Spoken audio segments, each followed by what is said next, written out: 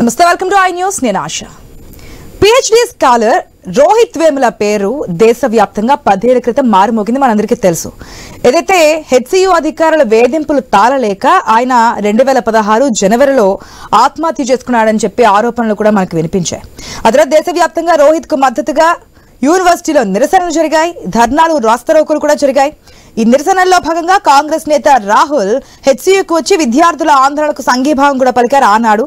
ఆ విజువల్స్ కూడా మన స్క్రీన్ లో చూస్తున్నాం. అయితే ఆ టైంలోనే ఏబీవీపీ విద్యార్థుల వేధింపులు, అప్పటి ఎమ్మెల్సీ ప్రస్తుతం బీజేపీ అధ్యక్షుడిగా ఉన్న రామచంద్రరావు ఒత్తిడి వల్ల ఆత్మహత్య చేసుకున్నాడని ఆరోపణలు కూడా ఉన్నాయి.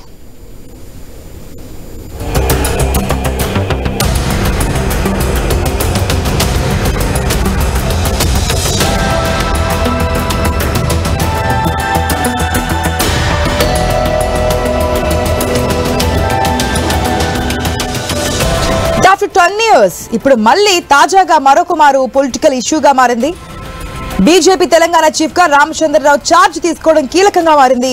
రామచంద్రరావును టార్గెట్ చేస్తూ ఆర్థిక శాఖ మంత్రి భట్టి విక్రమార్క ఢిల్లీలో తీవ్ర వ్యాఖ్యలు చేశారు. రోహిత్ సూసైడ్ కి రామచంద్రరావు కారణమంటూ ఘాటు వ్యాఖ్యలు చేశారు ఆయన. అంతేకాదు ఆత్మహత్యకు పురిగొల్పిన వ్యక్తిని పదవి నుంచి తొలగించాలంటూ డిమాండ్ చేశారు. రోహిత్ వేముల ఆత్మహత్య వెనకాల ఉన్న కారణాలపై కేసును తిరిగి ఓపెన్ చేస్తామంటూ కూడా కామెంట్ చేశారు భట్టి. అసలు భట్టి విక్రమార్క ఏమన్నారో ఒకసారి చూద్దాం. Been proved also by the when the university authorities appointed one under the chairmanship of one Mr. Professor Pandey. The Ramchandra Rao's movement and the pressure on the university authorities finally made the university authorities to take an action against the ASA students, finally led to the heinous kind of a thing which has taken place in this country, which has been proved also by the. అయితే భట్టి చేసిన ఈ వ్యాఖ్యలు వెనకాల ఉన్న మర్మం ఏంటి? ఎందుకు ఈ టైంలో ఈ బాంబు పేల్చారు? గతంలోనే విచారణ జరిపిన పోలీసులు రోహిత్ వేముల ఆత్మహత్య వెనుకాల ఎవరూ లేరని తేల్చారు. అలాంటిది ఆఫ్టర్ 10 years అవుతున్నప్పటికీ కూడా మళ్ళీ విచారణ చేస్తామంటూ భట్టి కామెంట్స్ ఎందుకు చేశారనేది ఇప్పుడు ప్రశ్నగా మారుతోంది. నిజంగానే కేసును తిరిగి విచారిస్తారా? గతంలో విచారించిన కేసును మళ్ళీ విచారించి సాధించేది ఏముంటుంది? ఇది కేవలం పొలిటికల్ మైలేజ్ కోసమేనా, లేక ఒక వర్గాన్ని తమ ట్రాప్ లోకి తీసుకోవడానికా అన్న సందేహాలు కూడా కలుగుతున్నాయి.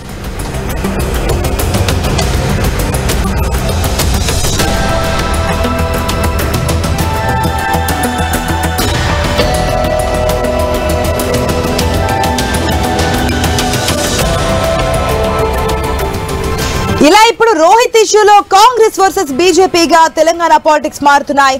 రాష్ట్రంలో కొద్ది రోజులుగా హడావుడి చేస్తున్న బీఆర్ఎస్ ను సైడ్ చేసేలా కాంగ్రెస్ బీజేపీలు పరస్పరం విమర్శలు చేసుకుంటున్నాయన్న ప్రచారం కూడా జరుగుతోంది. త్వరలోనే జరుగుతాయనుకుంటున్న లోకల్ ఎన్నికల్లో మైలేజ్ పొందేందుకే ఈ వివాదం మరొకమారు తెర మీదకి వచ్చిందన్న వార్తలు కూడా వినిపిస్తున్నాయి. ఇప్పటికే 42% రిజర్వేషన్లతో బీసీలకు మచ్చిక చేసుకుంటామంటున్న కాంగ్రెస్ బీఆర్ఎస్ బీజేపీ వైపు ఆ వర్గాలు వెళ్లకుండా చేస్తామన్న భరోసాతో ఉంది. అయితే ఇప్పటికే ఎస్సీ ఓటు బ్యాంక్ కొంత మందకృష్ణ మాదిగతో బీజేపీకి వెళ్లిందన్న ప్రచారంతో కాంగ్రెస్ పార్టీ అలర్ట్ అయింది. ఎస్సీ రిజర్వేషన్ కు కేంద్రం ఓకే చెప్పడం కూడా కాంగ్రెస్ కు గుబులు పట్టుకుంది.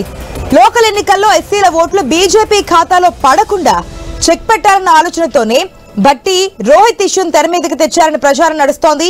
కేవలం రామచంద్రరావును మాత్రమే టార్గెట్ చేస్తూ భట్టి విమర్శలు చేయడం కూడా అదేననిపిస్తోంది.